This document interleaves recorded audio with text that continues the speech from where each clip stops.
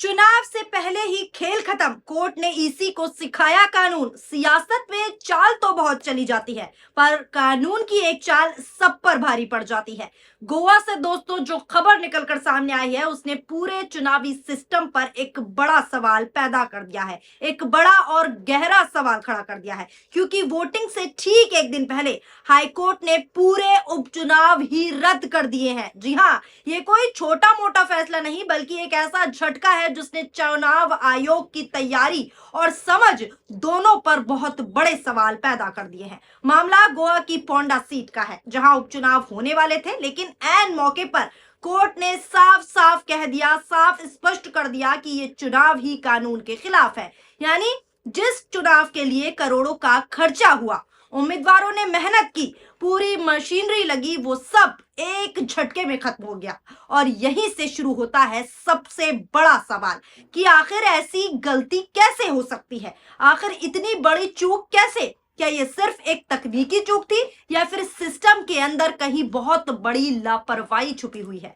क्योंकि जब चुनाव जैसा बड़ा लोकतांत्रिक अभ्यास हो और उसमें इस तरह की गलती, इस तरह की चूक सामने आए, तो सवाल उठना लाजिम है, सवाल उठना स्वाभाविक है। बता दें कि गोवा बेंच के जस्टिस वाल्मीकि बेनिचेस और जस्टिस एम.एन. जमसांडरकर ने 16 मार्च 2026 को जारी अधिसूचना को मनमाना करार देते हुए रद्द कर दिया। कोर्ट ने साफ और स्पष्ट कह दिया कि विधानसभा का कार्यकाल 1 साल से कम बचा था और कानूनी मुताबिक ऐसी स्थिति में उपचुनाव जरूरी नहीं होते। यानी चुनाव आयोग ने जो नोटिफिकेशन जारी किया, जो फैसला दिया, वो सीधे सीधे कानून के खिलाफ था। ये वही मामला है दोस्तों जहां representation of the people act 1951 यानी कि 1951 की धारा 151 यानी कि 151A लागू होती है, और यही वो नियम है जिसे नजरअंदाज करना भारी पड़ गया। कोर्ट ने यह भी स्पष्ट कर दिया कि जब कानून में साफ लिखा है,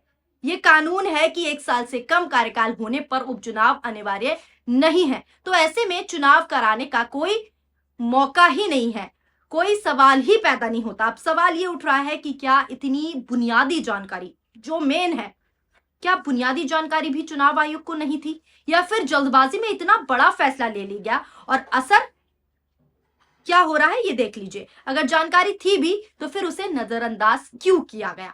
रिपोर्ट्स के मुताबिक आपको बताएं तो रिपोर्ट्स की माने तो पोंडा सीट खाली हुई थी भारतीय जनता पार्टी के विधायक रवि नायक के निधन के बाद।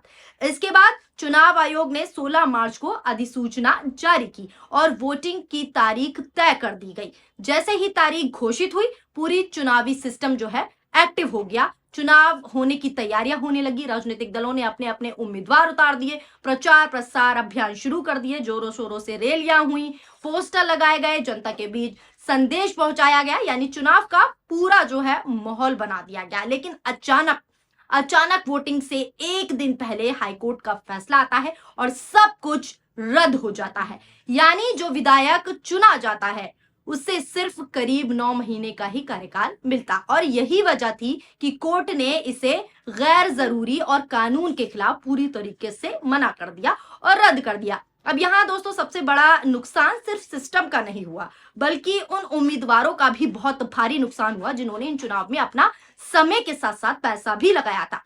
कई ऐसे उम्मीदवार हैं, छोटे उम्मीदवार, जिनके लिए ये खर्च बहुत मायने रखता है, बहुत बड़ा होता है, और जब चुनाव ही रद्द हो जाए तो उसका नुकसान कौन भरेगा?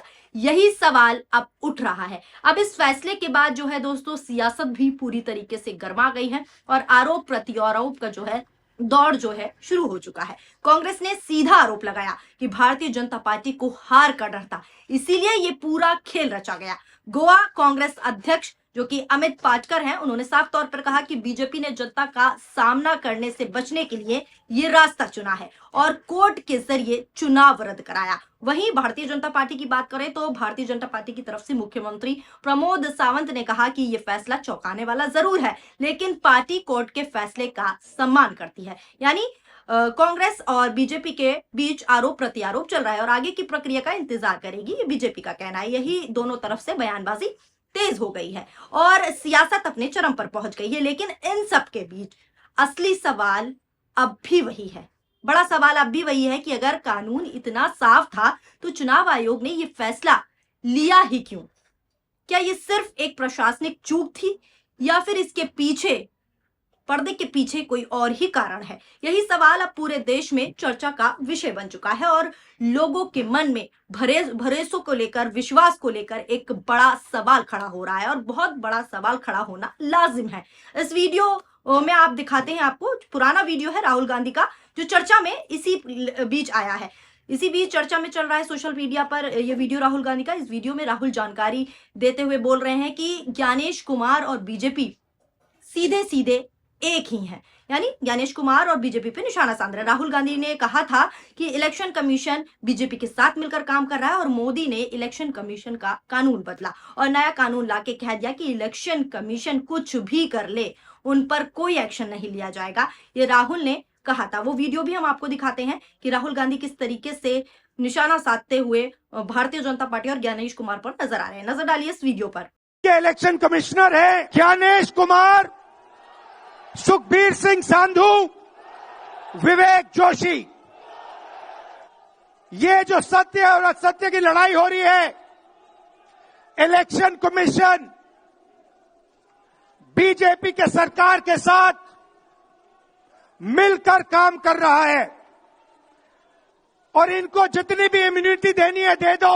नरेंद्र मोदी जी ने इलेक्शन कमिश्नर्स के लिए कानून बदला, नया कानून लाए, कहा कि इलेक्शन कमिश्नर कुछ भी करे उन पर एक्शन नहीं लिया जा सकता है, उन पर कार्रवाई नहीं ली जा सकती है।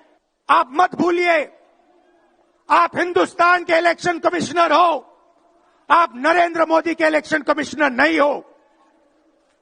और हम आपको साफ कह रहे हैं, ये जो कानून बना है आपकी रक्षा करने के लिए कानून बना है।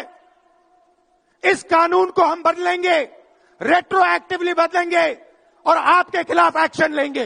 अब दोस्तों, इस पूरे मामले का असर सिर्फ गोवा तक जो है सीमित नहीं रह गया है, क्योंकि हाल के दिनों में चुनाव आयोग लगातार निशाने पर है। पहले से ही हाईलाइटेड हो रहा है ये मुद्दा, पहले से ही कई सवाल जो है चुनाव आयोग पर उठ रहे हैं। कहीं ईवीएम को लेकर बहस होती है, कहीं वोटिंग प्रक्रिया का आरोप लगता है और अब ये मामला सामने आने के बाद विपक्ष को एक और बड़ा मुद्दा मिल गया है और एक और बड़ा सवाल पैदा हो गया है। सोशल मीडिया पर भी लोग लगातार सवाल उठा रहे हैं कि जब कोर्ट एक दिन में फैसला सुना सकता है तो चुनाव आयोग पहले क्यों नहीं समझ पाया। ये सवाल उठ रहा है, क्या सिस्टम में कहीं ना कहीं बड़ी कमी है या फिर जिम्मेदारी तय ही नहीं हो रही। कुछ लोग इसे साफ तौर पर लापरवाही भी बता रहे हैं, तो कुछ इसे प्रशासनिक विफलता साफ तौर पर कह रहे हैं और यही वजह है कि ये मामला अब सिर्फ एक चुनाव का नहीं बल्कि पूरे चुनावी सिस्टम की विश्वसनीयता पर सवाल बन रहा है, सवाल खड़ा कर रहा है। क्योंकि जिस तरीके से अगर ऐसी ही गलतियां होती रहीं, ऐसी गलतियां बार बार सामने आती रहीं,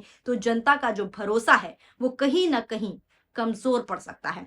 इसी बीच आपको सोशल मीडिया पर जो प्रतिक्रियाएं चल रही हैं, क्या क्या लोग पोस्ट कर कर बता रहे हैं, जानकारी दे रहे हैं, वो भी बता देते हैं। ये पोस्ट देखिए जिसमें लिखा है कि ज्ञानेश कुमार को कोर्ट ने दिया तगड़ा झटका, गोवा पोंडा उपचुनाव रद्द, हाईकोर्ट ने वोटिंग से एक दिन पहले लगाई रोक। इस तरह की प्रतिक्रिया लोग दे रहे हैं और जानकारी देते हुए लिख रहे हैं कि गोवा की पोंडा सीट पर उपचुनाव को बॉम्बे हाईकोर्ट ने मतदान से एक दिन पहले रद्द कर दिया। कोर्ट ने चुनाव आयोग की अधिसूचना को कानून के खिलाफ बताते हुए ये सब कहा है। इसकी जानकारी लोग देते हुए कह रहे हैं कि विधानसभा का कार्यकाल 1 साल से कम बचा है।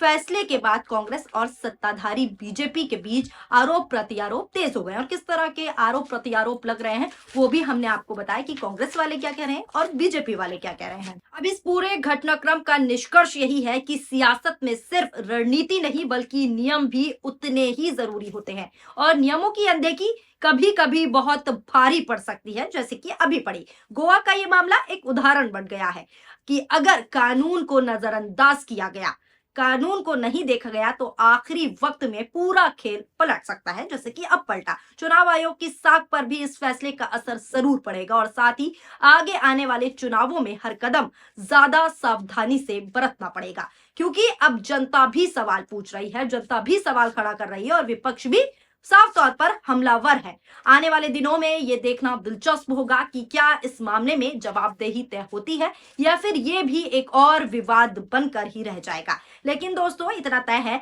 कि इस फैसले ने पूरी चुनावी सिस्टम को आईना जरूर दिखा दिया है, साफ तौर पर खुला आईना दिखाया, और अब सुधार की पूरी तरीके से जरूरत पहले से ज्यादा महसूस की जा रही होगी, क्योंकि लोकतंत्र की सबसे बड़ी ताकत उसकी पारदर्शिता और साथ ही साथ भरोसा ही होता है। फिलहाल आपकी इस खबर को लेकर क्या राय है, नीचे कमेंट बॉक्स में अपनी प्रतिक्रियाएं जरूर दीजिएगा। वीडियो पसंद आई हो तो वीडियो को शेयर भी कीजिएगा। शुक्रिया, धन्यवाद, नमस्कार।